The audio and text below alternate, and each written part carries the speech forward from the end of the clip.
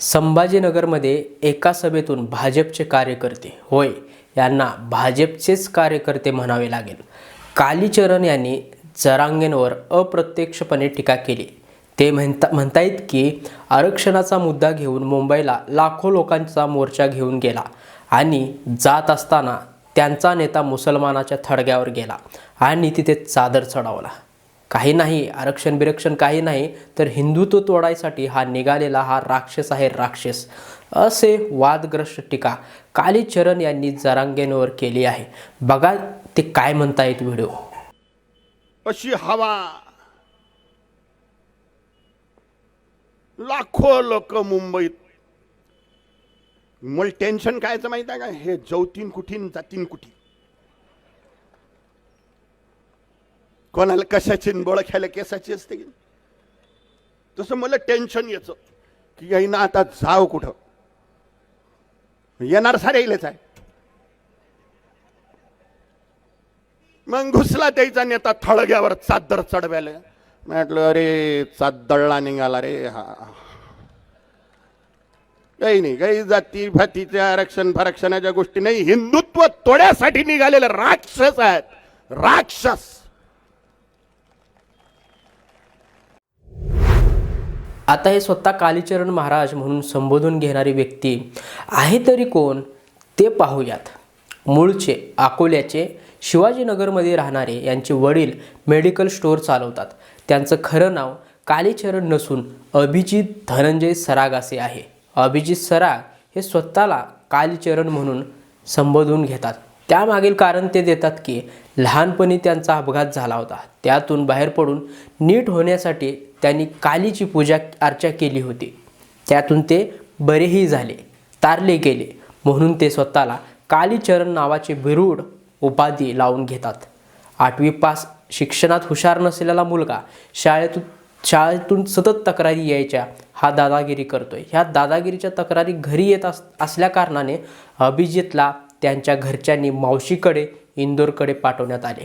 पण शिक्षणासाठी इंदोरकडे पाठवूनही अभिजितला शिक्षणाचा ओढा लागला नाही. त्यांची पार्श्वभूमी येथे संपत नाही, तर 2017 साली अभिजितने अकोला महानगरपालिकेची निवडणूक ही लढवली, पण त्यात त्यांचा दणकून पराभवही झाला. अभिजित यांनी मागे एका कार्यक्रमात नथुराम गोडसेंनी गांधीला मारलं ते चांगलंच केलं असं वादग्रस्त विधान केलं होतं. नंतर त्यांच्यावर राज्यभरातून FIR तक्रारही नोंदवण्यात आली होती. या अशा वादग्रस्त राहिलेल्या पार्श्वभूमी असणाऱ्या माणसाने आरक्षणासाठी चालू असलेल्या आंदोलनांवर, जरांगेंवर हे वादग्रस्त अशा प्रकारे वक्तव्य केलं. पण अभिजित सराग उर्फ कालीचरण यांना जरांगेनेही चांगले प्रत्युत्तर दिलेले आहे. ते काय म्हणतायत पहा. आरक्षणाचा बाबाचा संबंधच काय येतो? बाबाचा आणि आरक्षणाचा संबंध काय? ठीक आहे, त्यांना लय वाटतंय बाबा, काहीतरी म्हणलंय ते. मी रात्री आता बरंच बघितलं, मला टाइम नव्हता. ते बाबा रात्री मला दाखविले की मी कुठं राक्षसच आहे, मी कुठं. बाबांचं हे काम नाही, आरक्षण काय आणि ते शब्द त्याचा दिशी पेल्यासारखा, त्याचं डोळे ते कसं झालेलं असे बुडूंग बुडूंग बुडूंग बुडूंग त्याचा बाबा तो आहे. हां, ते काय विचित्र प्राणी आहे ना तू. तू कोणचा बाबा आहे?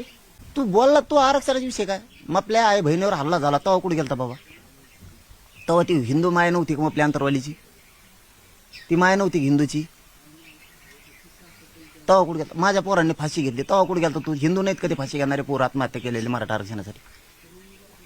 जो बाप शेतात काम करतो पोरं शिकवतो, 1% पोरगी हुकल्यावर ती जनावरासारखं रडती, ती हिंदू नाही का रे? ए टिकल्या, हिंदू नाही कधी? बोच्या गंध लावी तो कुठून काय आणून इतका मोठा? काही बोललो का बाबा पत्रकार बांधव? मग काही चुकलं का? आम्ही गरीबाची लढाई आहे, गरीबाचे लेकर आहेत, गरीबाचे लेकराचा आक्रोश लई आहे. बाबा तुला दुःख नाही कळायचं बाबा गरीबाचं, आमच्या तुला नाही कळायचं आमच्या गरीबाचं दुःख किती बेकार आहे. ज्यावेळेस शेतमजुरी करून 1-1 रुपयाची पुंजी जमा केली, 1-1 रुपये, आणि लेख शिकविली किंवा पोरग शिकविलं, ते नोकरीला नाही लागल्यावर आईबापाचं काय दुःख आहे, त्या पोराचं काय दुःख व्यसनी झाल्यावर ते तुला नाही कळायचं बाबा. आमचे लोक मुंबई पुण्यासारख्या ठिकाणी हमाल्या करतेत, गाड्या उडीतेत, कंपन्यात लोखंडाच्या कंपन्यात कामं करतेत, दिवसभर लोखंड उचलितेत, सिमेंट उचलितेत, टपऱ्या चालितेत, रात दिवस छोटे छोटे गाड्यावर वडापाव विकितेत, रिक्षा चालवते, टॅक्सी चालवते. त्यांचं दुःख बाबा तुला नाही कळायचं बाबा. तुम्ही पाकिट घेऊन कीर्तन करणारा, तुम्हाला नाही कळायचं बाबा आमच्या गरीबाच्या भावना, दुःख नाही कळायचं गरीबाचं. एकदा गरीबाच्या घरात जाऊन बस आणि आरक्षण कशाला लागतंय हे विचार. आमचं एकट्याच आम्हाला काय बाबा, आम्ही हिंदू नाहीत का? तुला हिंदूचा एवढा कळवळ आहे, 1.5 दिवसात तुला एवढा कळवळ आला, बुचडा बांधला मागून तो आणि पुढून टिकला लावला, तुला एवढा हिंदुत्वाचा कळ आला. तू माझ्या गरीब लेकरांचं काय हाल आहेत हे एखाद बार विचारले का? तुला काय होतंय? तुला काय होतंय? राग झाली, घरावर संकट आलंय, फीस भरायला नाही. फीस कालचं सांगतो बोला तुला, कालचं ए बाबा कालचं सांगतो तुला. प्रवीण भैया पिंगळेंनी आत्महत्या केली, बापाजवळ पैसे भरायला नव्हते. बापाला सांगावं तर बापाच्या वेदना भयंकर असतात, नको सांगायचं म्हणून पोराने आत्महत्या केली. घरी जातो की एकदा त्या नुसतं उंबरा ओलांडून दाखव मला त्या घराचा. किती आक्रोश आहे. कोणचं हिंदुत्व चालितो तू? आम्ही छत्रपतीच हिंदुत्व चालवतो ते मान्य आहे आम्हाला. तू कोणचं हिंदुत्व चालितो? टिकल्या लावतो म्हणजे तू कसले शान आहे का? मला तुला बोलायचं नव्हतं, पण मी आधी ऐकलं नव्हतं. रात्री ज्यावेळेस मी मीडियात बाईट दिली तेव्हा ऐकलं नव्हतं. तो काय स्टाईल होती बोलायची ती, मुंबईला मरच्या गेला, मुंबईला मरच्या गेला. तू काय कुठं का एखादी याच्यात होता काय गुडगुड्या? ते डोंगरावर भारताना हात करतोय ट्याव ट्याव ट्याव ट्याव. तू काय एक पिक्चर काढू एखादा? तू आमच्या काय गोरगरीबाच्या नदी लागतो? तुला काय तू लय हाल येतो बाबा. पत्रकार साहेब तुम्हाला मी तळतळीनं सांगतो, माझ्या समाजाचे लय हाल आहेत, लय दुःख आहे माझ्या समाजाचं. माझा समाज ऊस तोडतो, हमाल्या करतो, शेतात राबतो रोज रोज, रात्रंदिवस. जर त्याचा लेकरू नाही नाव करायला लागलं आणि ते जर व्यसनी झालं तर बापाची घालमेल काय आहे तुला काय कळते रे बा? ए बा तू वाचिव बिट्यानो, कोणचे पुस्तक वाची तू? पुस्तकं कोणचे वाची? का रे बाबा तुला एवढा तिरस्कार आहे माझ्या मराठ्याचा? तुला पक्ष मोठा करायचा एखाद्याचा म्हणून, एखाद्याला तुला आमदारकी एखादी घ्यायची म्हणून माझ्या जातील हिनवायला तू? अरे सगळे थुकायला लागलेत महाराष्ट्रातले सगळे महंत, सगळ्या जाती धर्माचे महंत. एक तर शेवटचं सांगतो, एक तर धर्मात संतात जातच नसायला पाहिजे, तेच आम्हाला शिकवण देतात. आम्ही जातपात मानत नाहीत. धर्म जे चालक आहेत, जे प्रचारक आहेत, ते धर्मात जातीभेद नको, जाती दंगली नको, धर्मात दंगली नको ही शिकवण देतात. संत तुकाराम महाराजांचा, जगद्गुरु तुकाराम महाराजांचा गाथा तेच सांगतो. तू कोणते पुस्तक वाची तू? आमच्या लेकराचं दुःख जाणून घ्या ना, मराठ्याचं दुःख जाणून घ्या ना. तुला काय तिरस्कार आहे एवढा मराठ्याचा? याचं उत्तर दे बरं. मराठ्याच्या जीवावर मोठा होतो, एवढ्याला गाड्यात हिंडू तू, आणि तू हे काय शिकवायला लागला? काय वाटोळं केलं माझ्या मराठ्याने तू, म्हणून तू मराठ्याचं वाटोळं करायला निघाला पक्षासाठी? महाराष्ट्र ही संतांची भूमी आहे. याला कोणत्या डुप्लिकेट बुवा बाबा संताची गरज नाही.